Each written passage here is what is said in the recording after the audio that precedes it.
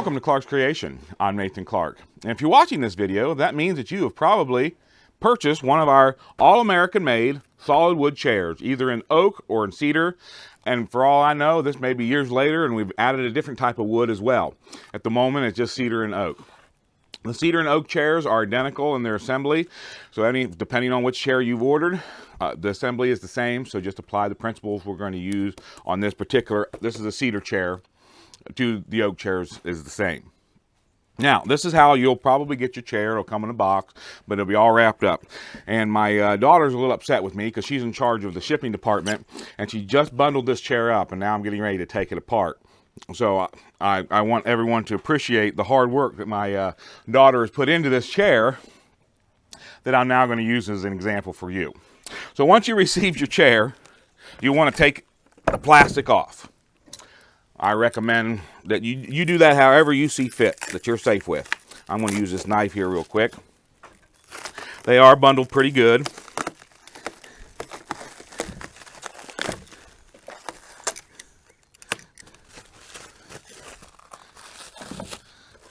All right, so first thing I did is I just broke loose the back of the chair. So that's your, we'll say, part number one. Underneath of that will be your legs and arms. So we'll go ahead and just separate them out a little bit. And each one of those will be bundled up pretty good by themselves. There's a lot of cellophane wrap that goes into this process. We know that shipping doesn't always work out the way we hope, but we do here at Clark's Creation make an effort to try to get your stuff there in good condition. All right, and then we have the seat. And that's all the parts that you have to assemble. If you got a rocking chair, then you'll have to put these rocking arms on. But the chair is assembled a great deal already before you even get it. So once we get these all taken apart, we're going to start here. These are the front legs. And then we have our back legs here. Now, in the past, we have used stickers to mark where chairs go. And believe it or not, stickers are not foolproof. Sometimes the stickers get put on the wrong place, and we can't figure out how to put them in the right place. Sometimes that means they can be kind of misleading. Stickers sometimes fall off. Sometimes they don't like to stick to the finished surface of the chair. And we just found it to be more of a headache than a help. So in many areas of our chairs, we're always trying to improve and grow and find a better way to do things. And we believe that with this video's help, that we can eliminate the stickers, which makes it easy on our part and hopefully easier on your part. So when we assemble a chair, the front of the chair, and when we just determine right and left is determined by looking. So as this chair right here, as we stand looking at this chair, right and left will be determined. So I am facing this is the seat, and it is facing you. The front is facing you. So when I turn it around, I am now facing the front of the chair. And I know this is the right of the chair, my right, and my left. And so that's how we wanted to continue with this process. We got to first get our bearing, what right and left is and what front and back is. Once we've done that, we're on the road to success. So now that I know that, this is the front, I'm going to lift my chair up, and I'm going to work on my right-hand side first. So I'm going to go for a right-hand leg. Inside, the difference between a right-hand leg, or rather a front leg and a back leg, it's very simple. The back leg has an angle cut in the top. The front leg does not have an angle cut in the top.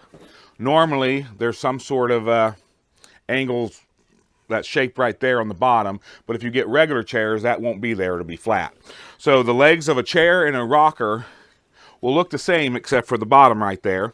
And that is the back leg will have that angle cut in the top. And normally we'll have some pre-drilled holes there as well. Knowing that, I can look at this leg and say, this does not have the angle cut in the top. It is flat. I know the top because of the holes drilled in it. So if I look on the inside, I will find marked either an R or an L. This is actually for our purposes, but I'm now using that our purpose to pass on to you a simple way to put the chair together. The sign, the little mark in there, whether it's an R or an L, must always be facing the chair. That way, once the chair is assembled, you can't see it. So I know that this is a R stands for right, L stands for left, and I know this is a front, so I'm going to go ahead and put my bolts that will come in a package like that. In this package, you'll have only two types of anchors. Screws, and they're number 8 screws with a square number 2 head, and then you'll have 1/4 inch anchor bolts, and that's it. With the anchor bolts, you will get a regular washer, lock washer, and a nut. So I'm going to go ahead and put my bolts through the leg. I'm going to go ahead and put my leg on there, and then behind it I need a flat washer. This creates a surface that I can tighten down on without damaging the wood. Just get it comfortable however you want. After that is a lock washer. It's the smaller washer with the little cut in the side. It's kind of like a spring. And I want to go ahead and put those on there. We do not want to tighten these down. For a wrench, you'll need a 7/16 inch wrench. A crescent wrench will work just fine as well, but if you're into precision, 7/16 is a wrench. Go ahead and just put those on hand tight. And you can do that to all the bolts. Now we have our front leg on. So now I need to find my back leg. As I said earlier, our back leg will have the R. We'll have an R on the inside representing the right-hand side. And it's the one with the angle cut in the top. So I want to make sure that my R, and it does, fits to the inside of the leg so that you can't see it once it's assembled. I put my bolts in.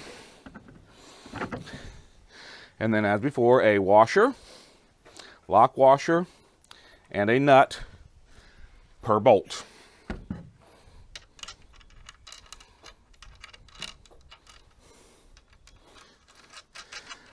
Now again, just hand tight them. I'm not going to even put all the nuts on just for demonstration purposes, but if you were assembling this for real, you'd want to go ahead and put all your nuts and bolts on together, but keep them hand tight because we're going to need that little wriggle room to put the rest of the parts together. Now we turn it over. Now I'm dealing with the left-hand side. So I find my left-hand front leg, which is the leg that is square on the top, and I put my bolts in there as well. Now while we're here, doing this, I'll go ahead and talk real quick about the finish. There's some misconception that the finish of a chair is going to last a lifetime. It will not. It will not. There's no perfect finish out there. Some finishes look really pretty in the store, but once you get them home within a couple of weeks, they peel off or burn off, and you have no finish at all. We use the best finish that we know to use. In fact, I have so much confidence in this finish. I live in a log home that I use this finish on my home. It's what protects my log homes. Back leg angled. But in time, the sun and the rain will wear your finish out. We use an oil finish, which means that it is not a stain, it is not a paint, it is something that is oily that will soak into the wood. The reason we go this route instead of, say, something more solid is, one, it shows the grains of the wood. It's a semi-transparent, so it's beautiful. We do use something with a tint because the color is what resists the sun's rays, the UV rays. If we used a clear, like many people do, they look really beautiful. But even in a shaded environment, a clear coat on outdoor furniture will begin to peel off in just a matter of months. We've had really good luck. Depending on the condition and where you live, this finish holds up for about a year or two. A retreatment normally holds up longer than the original treatment, so that's kind of helpful. But the reason why we go with this finish, this oil treatment, is that some treatments, when they begin to fail, will begin to peel off. And when that happens, you have to take the chair down to its original wood and start over again. For some, that's a lot of work. For others, that's an expensive process that you have to pay someone to do. If you catch this oil treatment in time, when it begins to fade, but the bare spots aren't showing through, you can literally retreat that wood with its TWP. You can go to their website, TWP is the treatment we use, and reapply that treatment with a brush or however you see fit, and go on from there. So it really saves you a lot of work long term to keep your chairs maintenance. And that's really the only maintenance that we have on these chairs, is just you need to retreat them from time to time. And if you catch them in time, you can retreat them without any extra steps as far as taking them apart. Okay, I now have my legs on my chair. And as you can see they're good and loose, and that's what we want. So the next thing we want to do is we want to find our arm pieces. When we countersink these arm pieces, you'll see that one side of the arm has a hole that looks like there's a crater that's on top of it, versus the other side is just a leveled off hole. The side with the crater, or countersunk, is the upside. It's so that the screws can fit down in there flush without hitting you as you sit in the chair. So all you need to do is find the arm that's going to have the crater looking up. And of course, this is the front. It would look awkward to put the pointy end on the front. So we know the wide end is the front. And then we just simply apply it that way. So I don't think there's any need for us to have stickers in this particular case, as long as we can identify the shape of the leg and we can identify that the countersunk holes are on the top. So what we want to do is get our screws, the little number 8 inch and 3/4 inch screws, and go ahead and put all 4 of them in your arm. Do not worry about the back hole on the end. All we're worried about right now is the arm up front here. All right. Then what we're going to do is, with the screws sticking through, you'll see in your legs pre-drilled holes. Take your screws and just simply line them up with those holes. It normally goes pretty good, and because we got a little flop in the legs, they're going to need to be spread apart a little bit. They will do that just fine. Once we got them in there, just put a little pressure on them. That'll hold them lined up with the hole. Simply take your screw gun. Now you can use a screwdriver. I do not recommend it, a hand screwdriver. It really does make the process difficult, and it's difficult to even get things tight as they need to be. But take your screw gun. It has a number 2 square tip, and just start the screws. Don't screw them all the way down. Just get them started. We want to make sure that they all have an opportunity to find their hole. All right. Once they have, then carefully looking as you go down, we want to snug them up so that there's no air or no light showing between the arm and the top of the leg. Now I will warn you, a good strong screw gun like I have, I can push on this until I break everything loose and strip the threads out. So we want to go slow on this. We want to get them snug. We're not looking to do it until the drill begins to bind up on the motor. All right, so now I have no daylight showing there. So now I'll turn this around and I'll do the other side.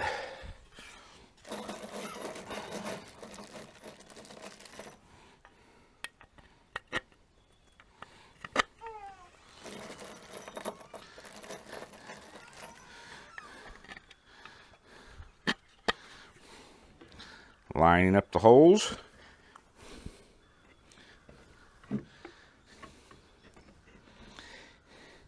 If you're off by the holes a little bit, the front hole is the most important. If the back hole doesn't quite get done perfectly, no one gets hurt.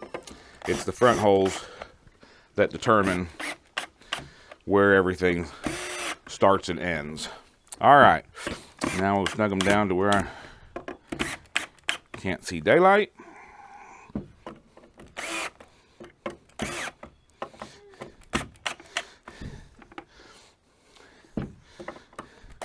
All right, now we have our arms on there. Now we get to put the back of the chair on, right here. What you'll do is, very simple process on the back of the chair, you will need 2 screws for the bottom part, and you will need 2 bolts for the top part. Simply lay, there's no real lining up taking place here yet. We just lay the back of the chair on the top of your seat. And then we lift it up and try to line our bolt holes up and get them in first. Now this may take a little bit of pushing on it. Don't be afraid, but we got to get these bolts in first. We used to use screws back here, but I found that the bolts were a lot easier to line up. All right, so now I have my bolts in there. It is solid. You can go ahead and put your nuts on. They take a regular washer, lock washer, and a nut. We're going to just do this hand tight for now. Now, when you look down in your chair, you want the front of your back piece down here at the bottom to just fit into the corner where the seat and the leg come together. There's no major math here. You can be off by 1/8 of an inch or 1/4 of an inch and no one will notice, but it's really hard to be off that much. If you just take a gander down in there and line it up to where the corners come together, then you simply take a screw. Now this is kind of important. There's no pre-drilled holes here. And the reason is you wouldn't be able to see them anyways. So you're going to drill into virgin wood. What's important is to make an effort to make sure that when you drill this screw in there, that it is pointed towards the center of the wood that you're screwing into on the seat there. If you get too close to one edge or another, it could push the wood out and cause a crack, and then we'll have a problem. So just take a moment, it's not complicated, to just kind of make sure that you're angling your screw, if need be, towards the center of the wood you're screwing into, and you won't have any trouble. All right, now the chair is done. All you need to do now at this point is go back and tighten down all the bolts, and you would have a complete chair.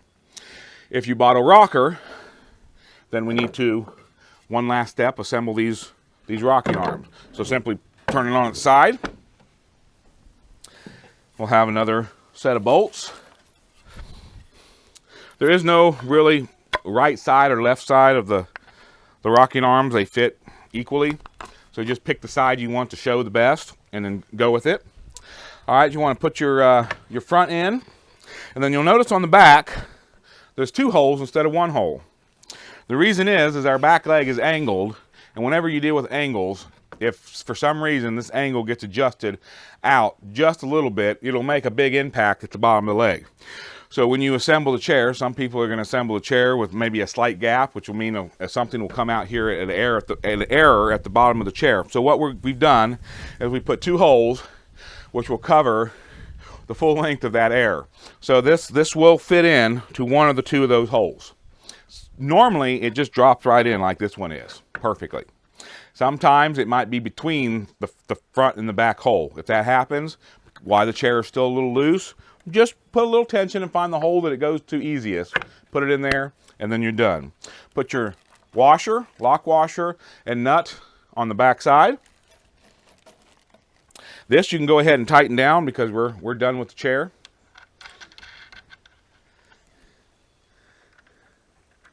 I won't for purposes of time.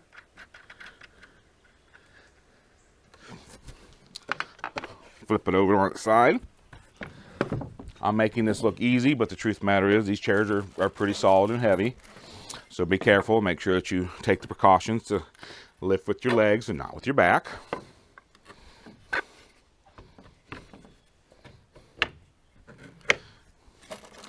And those holes lined up really well.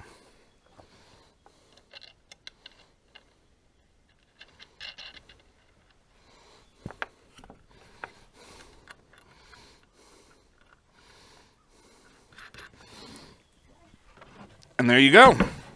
We have our rocker. I hope that this will help you get your chair assembled without any major inconveniences. If you have any questions, make sure that you do contact us, and we'd be more than happy to walk you through any of the difficult areas or have any questions. So with that being said, we are grateful for your business and hope that you enjoy many, many, many years of life with your new solid wood furniture. Thank you for your time, your business, and may God bless.